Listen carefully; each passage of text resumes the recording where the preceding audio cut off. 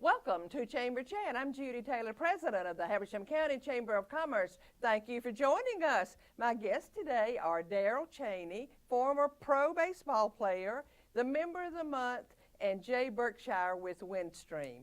And my first guest is Darrell Chaney. Welcome, Darrell. Thanks, Judy. Thanks for having me. And thanks for all you're doing for the county and the chamber and all. Thank you, and thank you for being on Chamber Chat. I really appreciate it. And Darrell, many people will know your name. So tell us a little bit. Let's start off by, we're going to talk about a lot of things, but start off by telling us a little about your baseball career. Well, I was 8 years old. I wanted to be a Major League Baseball player and had a pretty decent high school career. And I got drafted by the Cincinnati Reds my senior year in high school. I was number 2 pick. And of course, back then we didn't make any money, so don't think I'm sitting here as some rich baseball player. That happens today. I told my mom and dad when they were both alive, if you guys could have waited 15 years to have me, we'd all be living in a real big house. So I signed my baseball contract the senior year in high school and played a year in a rookie league, 2 months in the rookie league. The next year I spent in the Army. My reserve unit was activated and missed the baseball season and played my first full year in 1968. Got to the major leagues in 1969 at the age of 29. So, excuse me, at the age of 21. So, I got to the big leagues quick, stayed a long time, but didn't get to play much. So my career was less than mediocre, some folks say, but played a long time. Got to play in 3 World Series and 4 National League Championship series. And well, you may not have played a lot, Darrell, but you were with some really well thought of teams. Yeah, you know, especially the Cincinnati Reds, the years I played with Cincinnati Reds. Just being a bench person with them is awesome. Well, a lot of people would have loved to trade places with me, I can tell you that. So we were the big red machine back in those days, and Major League Baseball put a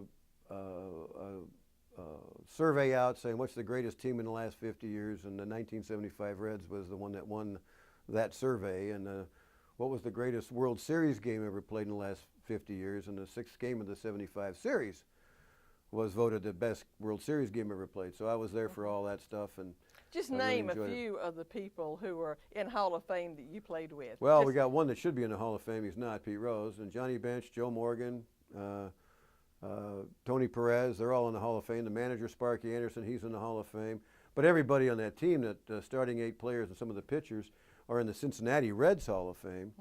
But, you know, they had multiple MVP awards, multiple batting titles, multiple Golden Glove awards, just all-stars at every position, year after year after year. And that's why I couldn't get in the game. They were so good. Well, it was an honor just to be associated with that game, and I do know that you did play, too, that you played.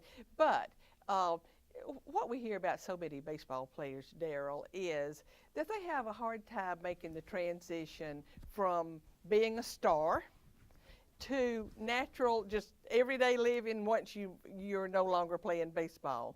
Tell us about your life after baseball. Well, thanks to my mom and dad who you know, worked all their lives and brought me up that not to be afraid to go to work. It was an easy transition for me because I knew from the day I started playing baseball to the day my career was over that I'd sooner or later have to go to work. As a matter of fact, during my career, as I alluded to earlier, we didn't make any money. I had a job every off season, whether it was public speaking. One year I sold cheese, worked for the postal department 3 years, those kinds of things. And so when my career came to an end, I'd already gone to real estate school and got a real estate license, and went to broadcasting school, got a 3rd-class operator's license.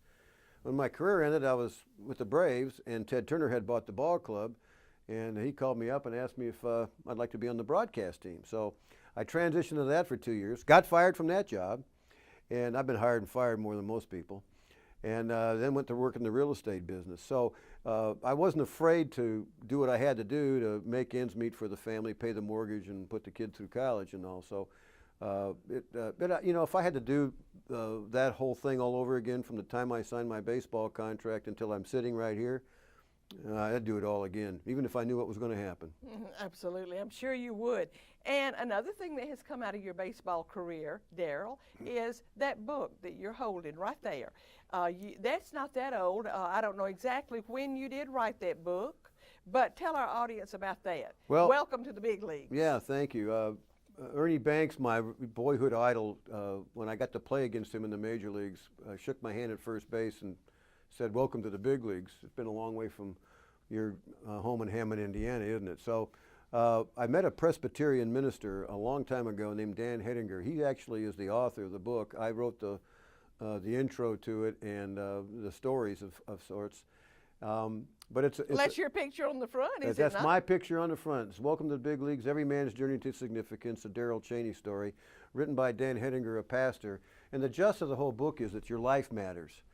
It's full of scriptures, and your life matters not because of what your teammates think of you, your coworkers think of you, or your next door neighbor or the guy down the street. Or how many home runs you hit. That's right. Your life matters because God says it matters. And so that's the theme of this book. It's impacted a lot of lives. I travel around the country and have an opportunity to speak to the book, do men's retreats, seminars, and things like that. Some by myself, some with Dan Hettinger, the author. So I don't make any money off of the book. I contribute the proceeds to a group called the Jakin Group, who funded the book. And the Jakin Group is a 501c3. For all of you out there that are Old Testament fans, Jakin stands for God Establishes. And when Solomon built one of his towers, he named the South Tower Jakin, God Establishes. And so it's a good thing all the way around, and I thank you for mentioning it. Well, I wanted to say, Darryl, that I have read every word in that book. Thank you. I bought it several years, when it first came out, I think. And you spoke at Rotary one day, yeah. And I bought the book when you spoke at Rotary, and it is a tremendous read for anybody. You don't have to like baseball to read that book and get a lot out of it.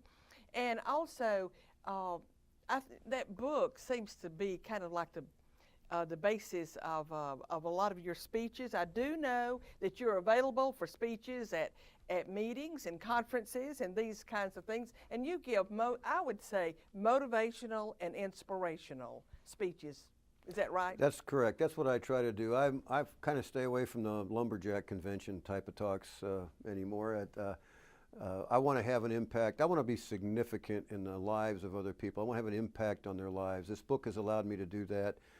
My former career in baseball gives me a platform to where it attracts, people get attracted to see what's this old baseball player's story going to be like and things like that. Matter of fact, tomorrow I'm going to be speaking at the Pastors Appreciation Breakfast over in White County. I'm really looking forward to that because there's a lot of pastors in our communities here that I've visited their churches, they've had me speak at their churches, and they've had a real significant impact on my life, just as the author of this book, who's a Presbyterian minister, did. So yeah, I enjoy doing that. Thanks to my chamber membership and people like yourself, the word's getting out there. And this book is 3 years old, and it's kept me busy for the last 3 years, and I'm looking forward to more opportunities to do so. Well, I'm sure you'll get them. And if someone wants to, time is up, Darryl, but if somebody wants to get in touch with you, quickly tell our audience how they can reach you, a telephone number or whatever you want to. The easiest thing to do to reach me is go to DarrelChaney.com, DarrelChaney.com. There's a link to the book. There's a phone number you can contact me at. There's an email address if you're interested in having me come and speak. And it's all right there, DarrelChaney.com, and that'll get you to me. And I reply to all the inquiries myself. I don't have an agent. When I started playing ball, we couldn't afford them, and can't afford one today. So, right. It's well, me. Darryl, thank you. And if they forget all that, they can hit the Habersham Chamber website, and they can contact you through the Habersham Chamber of Commerce. Thank you, Judy. And we are going to take a short commercial break and be right back. Please stay with us. With cable television production studios in Habersham and Towns counties, you're watching Windstream Cable Television Channel 4, home of local origination programming in North Georgia. From weekly church services to sports and community events, we've got you covered. Join us 24/7 for local programming at its best. Windstream Cable Television, it's what people are watching. Thank you for staying with us. My next guest is Michael Mixon, and he is founder and owner of Michael Mixon CPA. Welcome, Mike. Thank you, Judy. I really appreciate your being on Chamber Chat. Sure. And Mike, your business is Member of the Month. Well, I appreciate that. You're a November Member of the Month, and congratulations. Well, thank you very much. Well, our board takes it very seriously, and we can only, out of all of our close to 600 members, we can only choose 12 a year. So congratulations, well, it's an honor. Thank you very much. And let's just talk about Michael Mixon CPA. Okay. Let's tell our audience, when did you start it? Tell our audience where it is, when you started it, and are you the founder? I'm supposing you are. Yes, I am the founder. I worked in the grocery business for a huge grocery company for during high school, college, and the early part of my career. Really? And Okay. when I was in my mid-30s, I just decided that I wanted to do something else and do something on my own company. Mm-hmm. And so I went and got my certificate. I'd always been interested in accounting in school. Mm-hmm. And even afterwards, I dealt in the business department and different things. And so I sat for the CPA exam in the early 90s.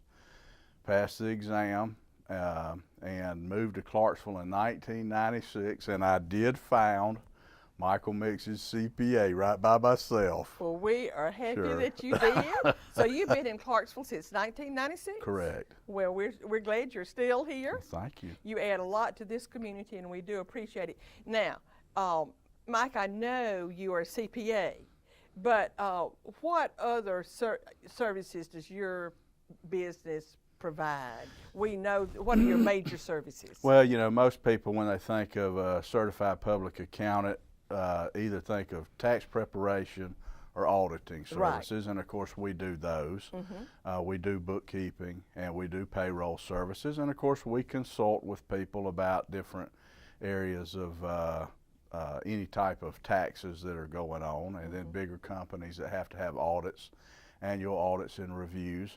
So, our firm is big enough that we can do really anything that needs to be done, but we do primarily focus on audit and tax preparation. Okay, but you stay busy the year round. We do. Though, and you employ people the year round. Sure. I know some companies that deal mostly in tax preparation, they are basically January through April, but I do know that you're busy all year. Right. Most professional firms that also do tax preparation, I don't have an exact number, but I would say probably 40% of the tax returns that we prepare in a year are extended returns. Mm-hmm. So, we're busy all year round doing tax returns. We just got through the last extension for this year. So we do have a couple months here at the end of the year that we're working on getting ready for next year. But yes, we're busy all year long. But now you're a CPA. Yes. And I know that you have an employee, Jolie Mixon. That's right. She's a CPA. Sister-in-law, yes, she is. And you may have others, I don't know. We've got one other young man that's sitting for the exam, got a young lady who is getting ready to sit for the exam, and then we've got two other key employees who've been with me almost 20 years, mm-hmm. The whole time I've been there. And then, of course, we have a couple folks, Bruce Forbes being one of them, who comes mm-hmm. in and helps us during tax season. He's really important as far as making the front end run, and helps us with a lot of things during tax season. Well, Mike, when I talked with you on the phone the other day, I told you that, of course, we appreciate the fact that you provide a business and jobs in Habersham County. But one of the main reasons you were Member of the Month for the Chamber of Commerce is because Habersham County is something called an Archway Partnership. Yes. And I believe are we in our 4th year or 5th year? Fourth. Yes, what are those we're in our years? 5th year, I think. And Michael, ever since its inception, you have facilitated that group. That's correct. And this has been quite a job, I know, because I don't go to as many meetings as I'd like to, but the ones I go to, you are running that organization. Well, I try to. And tell our audience a little bit about that. Tell our audience what it means to be an Archway partnership.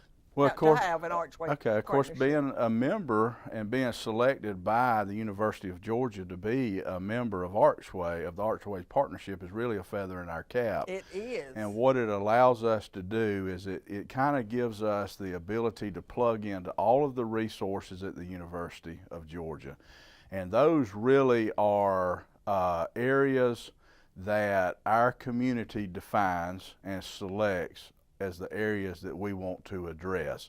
And once that's done, then the executive committee takes that upon themselves to go through, put together a work group, and plug in with the University of Georgia and use their resources to help us solve local problems.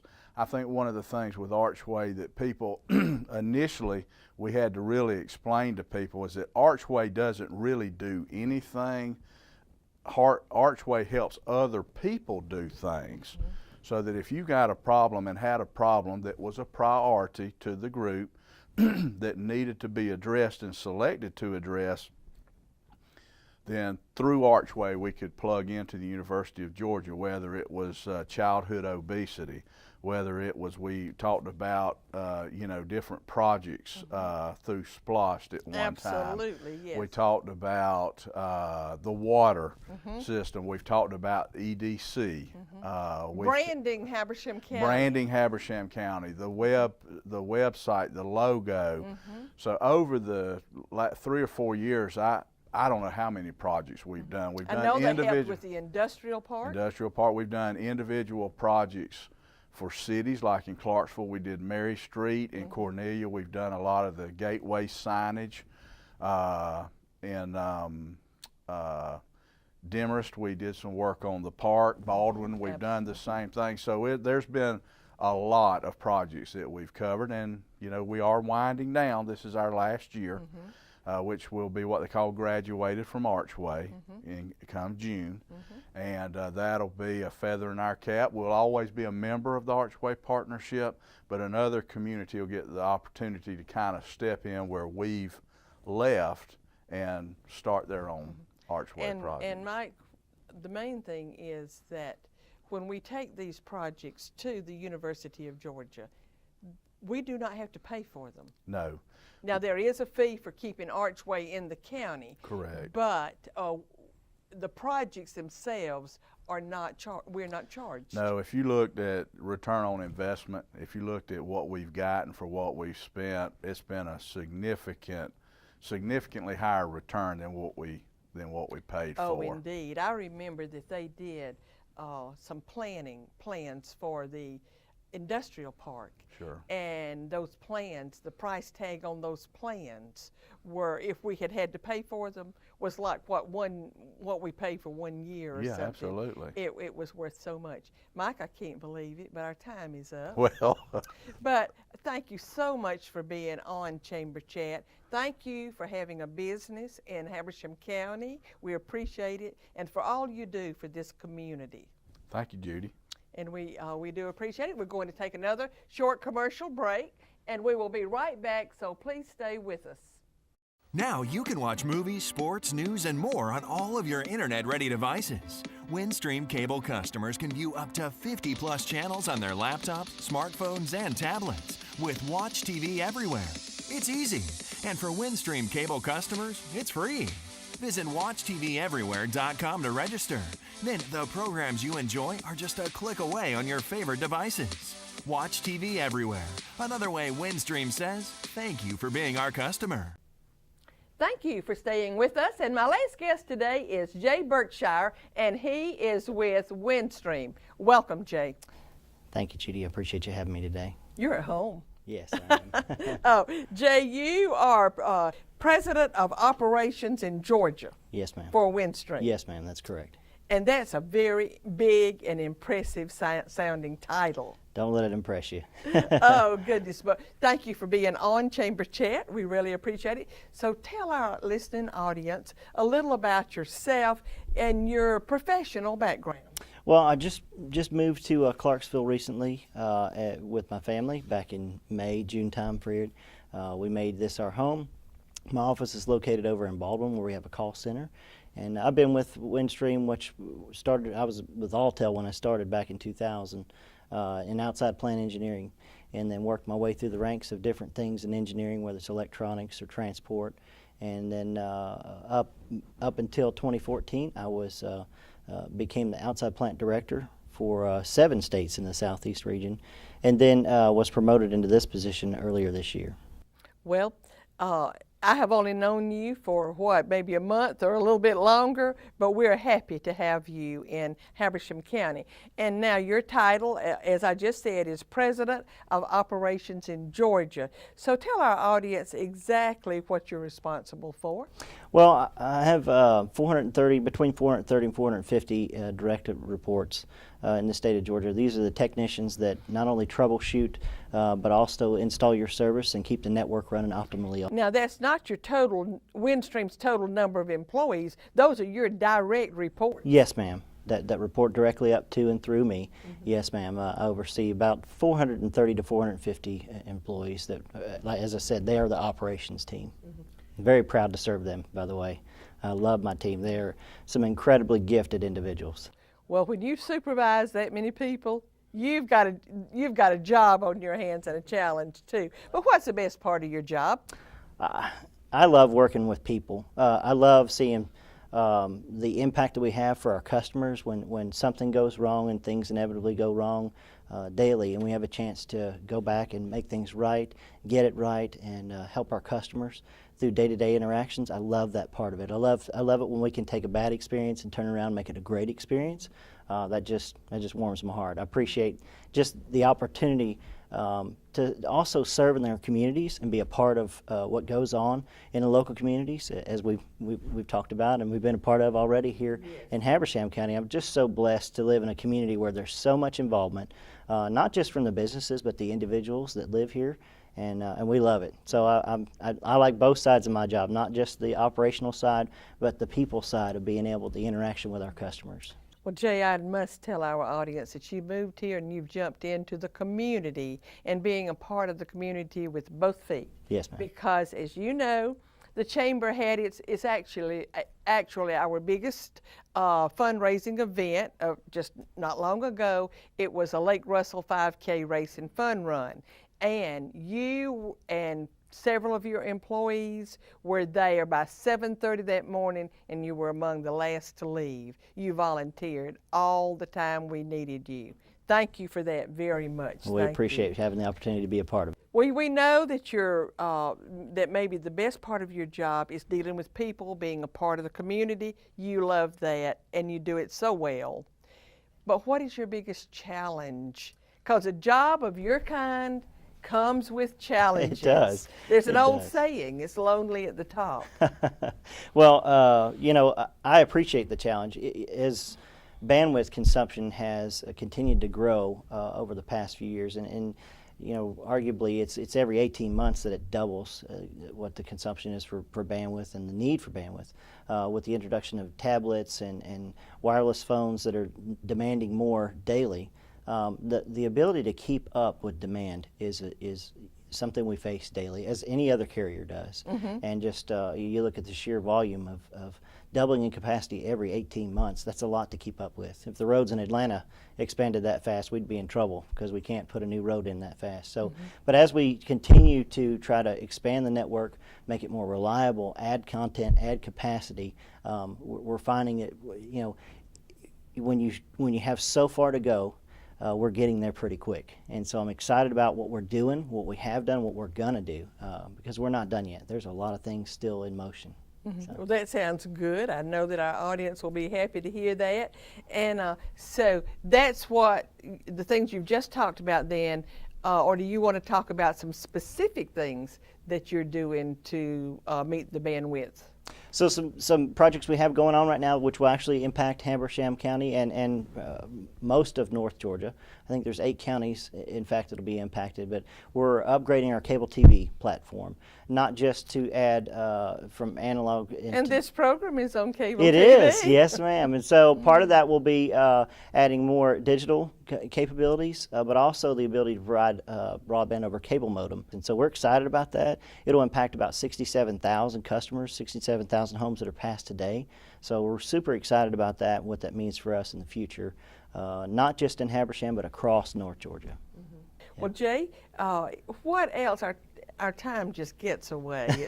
I could talk with you for a long, long time, but what would you particularly like for our audience to know about Windstream, or any other thoughts you want to leave the audience with? I would say that if you're having issues, if you're having trouble, don't be afraid to reach out to us and let us know.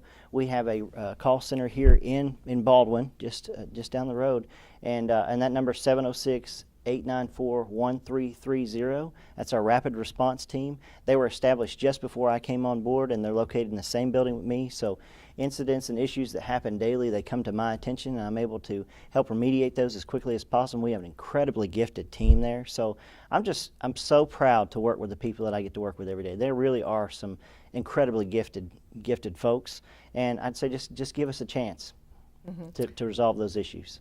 I agree with that, and you do have some very gifted people. I learned that the way they jumped in at our 5K race. Yes, ma'am. And they just were acting as if they had just done it all their lives, and it was the first one they'd been to. Yes, ma'am. But Jay, thank you so much, and welcome to Habersham County. Thank you, Dr. We're glad Joe. to have you.